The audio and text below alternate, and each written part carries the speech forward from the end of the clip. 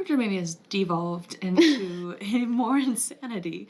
Actually, I feel like she's less insane. I think she's trying. Yeah. Yeah. Yeah. There's the other element of the movie that's Sure. more insane. Yes. But I think prison was really good for her. I think it was really a good place for her to find love. She found love in prison, which was nice for her. Yeah.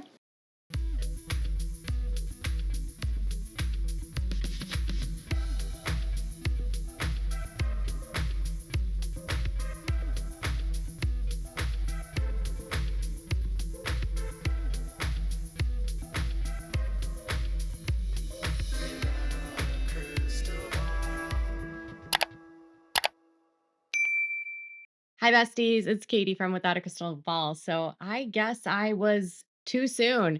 And Ezra Hudson, aka Blake Lively's attorney, was busy yesterday, apparently sending subpoenas to like every single content creator on YouTube, including me, and going after like Gmail accounts.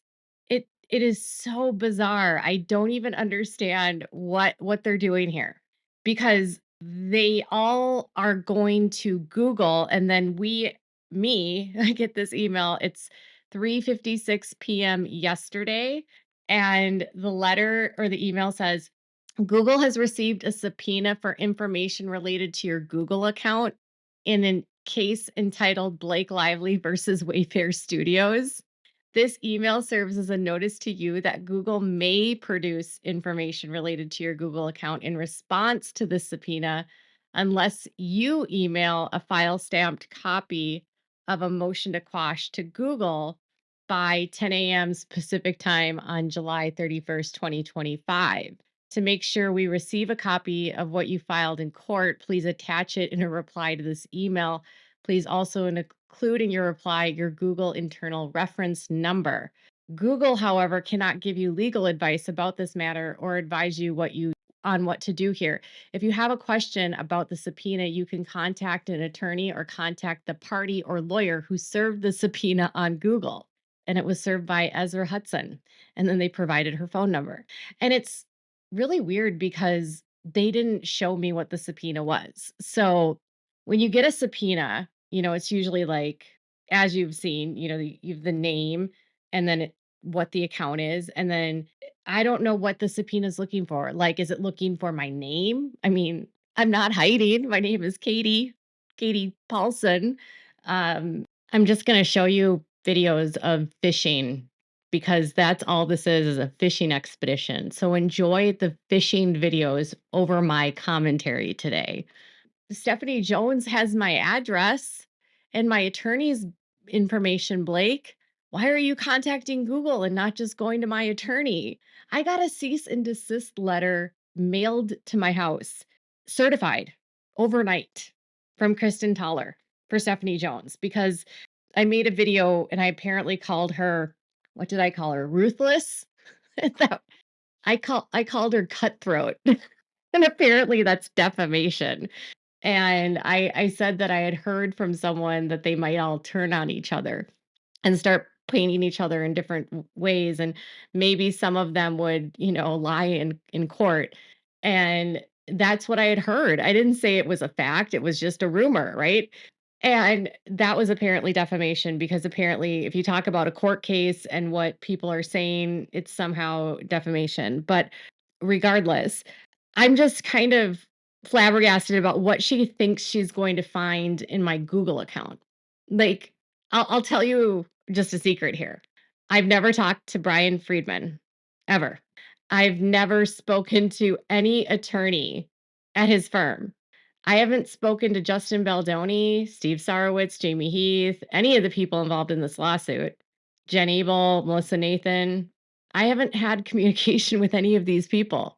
I know nothing about the actual parties involved in this case outside of what's in the court records.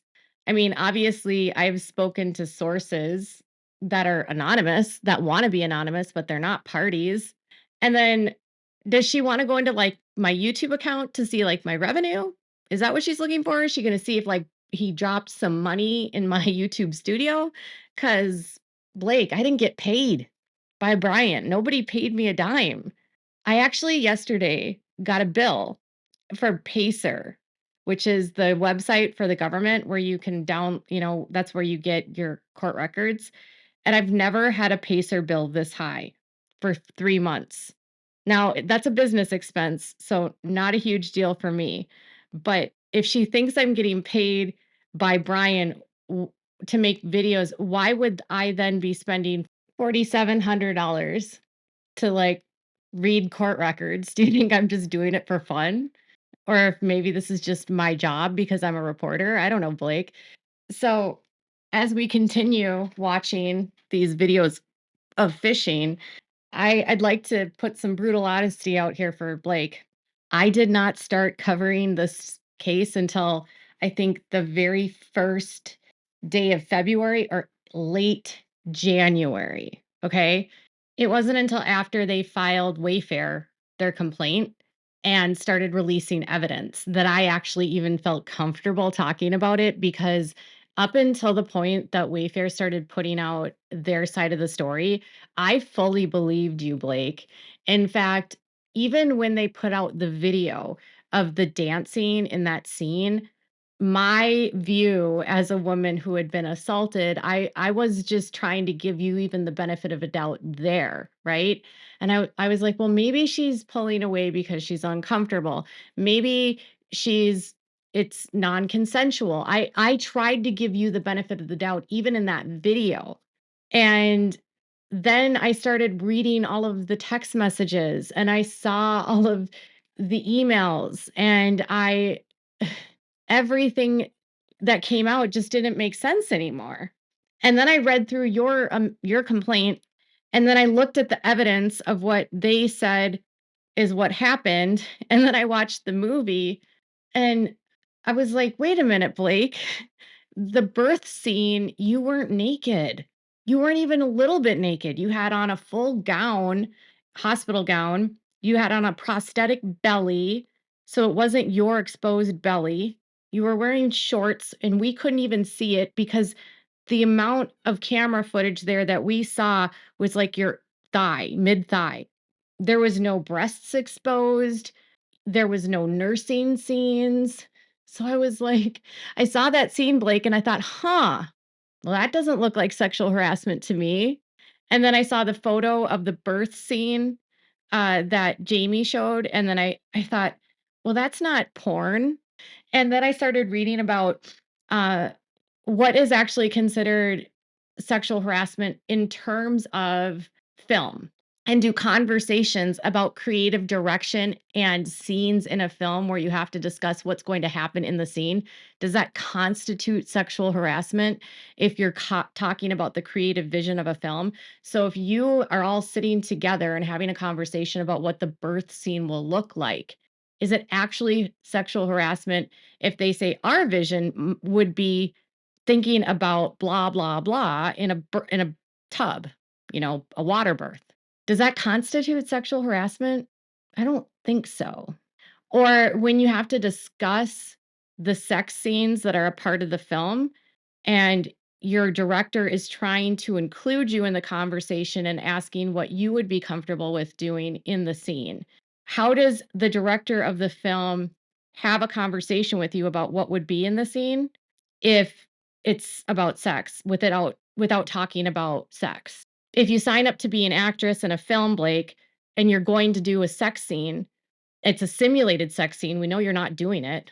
Wouldn't you need to choreograph that and have a conversation ahead of time to find out, okay, this is my vision of it. What's your vision? And if he's reading notes to you from an intimacy coordinator about what the vision would be for the intimacy coordinator, is that really sexual harassment? And and then I read the book. Oh my god, you guys. And the book is like smut. I mean, there is so much sex in that book, and the amount of descriptions in the sex scenes in the book is way more than what you see in the film. I mean, the film isn't even PG-13 with the sex scenes because there's no nudity whatsoever. I mean, the most you see of Blake is in a bed and he puts his hand up her skirt, but there's no breasts showing, there's no anything downstairs showing. It's like a bathing suit, basically. It's just underwear. So I'm again like, where was the over the top sex scenes that you said were being forced to be in the film? Because I didn't see any of that. And if he had to relay messages to you because you didn't want to be talking to the intimacy coordinator, well, then whose responsibility? What is he supposed to do? He was trying to include you. I gave you the benefit of the doubt for months, and that's why I didn't do anything. In fact, I didn't even cover the situation back in August. So, what do you hope to get from my Google account that would show anything? The email, by the way, the Gmail account that you subpoenaed, I don't use it to talk to people. So it's not even a business email. It's only linked to Google and to YouTube. I don't email people from it. It mostly is spam. It's not my business email. It's not my personal email. It's just my email that's connected to my Gmail account. I don't use the Gmail account. So you're not going to find any emails in there at all, Blake. None. If I were to go into that inbox right now, Blake, there's one email from Matt Baldoni from Puck News because I subscribe to Puck News. My inbox in that account gets literally deleted daily, if not weekly, because I go through my inbox and I delete because I hate having a cluttered inbox. And my junk email is a Patreon account that Joe Budden and Redfin, which is a website for homes.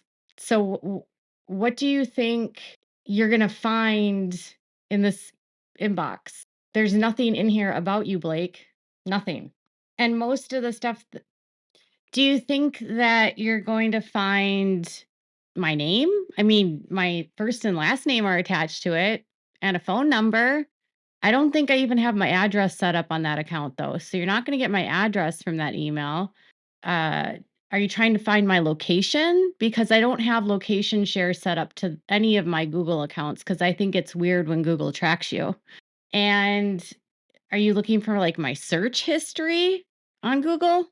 I Google a lot of stuff about court records and uh, I Google a lot about the different filings and do a lot of law research. Would that interest you that I'm actually doing research on what it is that I'm talking about? It's fascinating because, just yesterday, the judge said that all production has to be done by third party subpoenas by July 25th. And you're supposed to file something in court today about that. So why did you subpoena me yesterday with a production date of July 31st? Are you trying to get me like out of compliance or get Google out of compliance? Is the reason why you want an extension of time so that you can pilfer through every single content creator's personal email or business emails? The First of all, I just want to be clear. I'm a reporter, an independent journalist. Without a Crystal Ball is a business. It's Without a Crystal Ball LLC, registered in the state of Minnesota. I'm not going to give you my sources. I'm not going to share with you who I've spoken to that are anonymous. I haven't spoken to Brian Friedman. Brian Friedman hasn't paid me. Justin Baldoni, Melissa Nathan, Jen Abel, Steve Sarowitz, Jamie Heath, and anyone else that you believe is tied to this, any family member, no one has paid me a dime. I came up with every single thought and feeling and assertion based upon the evidence that you provided in court, the documents provided in court, the evidence Wayfair provided in court, sourced material from sources, interviewing people and talking to people, tips I received through a tip line. But you're not going to get anything related to my accounts. I've already spoken to my legal team who will be in touch with your attorney to let you know specifically. I have not done anything. I don't speak to anyone, and I'm not a part of some weird conspiratorial smear campaign. I'm not even a content creator that name calls you. I don't, I've one time I said like dollar store Khaleesi on Instagram because I was feeling a little snarky. But 99% of the time, I don't call you names. I use your first name or I call you Miss Lively. I'm respectful. I don't degrade your body. I don't degrade your face. I don't degrade your husband's face or his body. I don't resort to that kind of behavior. So truthfully, I try to remain respectful. I cover what's happening in the story, and that's it. And if truthfully what was put out painted a picture that was favorable to you, I would cover that. And if things changed and what gets discovered proves your innocence, then sure, I would be like, yes, I was wrong. But so far, nothing I've seen proves anything that you've said. And much of it has disproven what you've said. And all I'm doing is covering a public story, which, by the way, I wouldn't have known about if you didn't file in court. You're a public figure, you're a public business owner, you have multiple brands. I've never interfered in any of your businesses. I've never told anyone to boycott your products. I've never told anyone to boycott your movies, boycott your brands or Ryan's brands. I didn't watch your movies. I didn't watch Ryan's movies before I even covered this. You were so outside of my, you know, daily thoughts before I even heard about this case. I've kind of forgot you existed, to be quite honest, because I don't pay attention to Ryan Reynolds. I don't like your husband, Blake. I haven't liked him since what he did to Alanis Morissette and Scarlett Johansson. So I just never liked him. And I didn't never watched his movies. I never watched your movies. I didn't even know you made movies. I actually didn't know that you were relevant other than being Taylor Swift's best friend. And now you're not. So my legal team, I'm not going to say what my attorneys advised me because then I would be, shattering the attorney client privilege. But my legal team will be following up with Ezra and getting more information about this subpoena. And if we can't get you to withdraw the subpoena, we will file a motion to quash it. But you're not getting anything from me. And stop digging into people's personal lives. Just accept the fact that some people that are covering this are covering it because you brought the case into the public sector. This is what's called the Streisand effect, Blake. You're the one putting it all out there, and we're just talking about it. It's my coverage here is no different than when I covered Ruby Frankie or Josh Duggar or Scientology or sister wives court cases. I mean, it's the same. You file something in court, you file a public record, we talk about it because we can. And I'm going to I'll keep you guys completely in the loop about what we find out from her attorneys. I'll let you know what they're seeking. I'll keep you abreast of when we file something, if we need to file, if we can't get them to withdraw this ridiculousness. And I will not be allowing anyone to go into my accounts, period.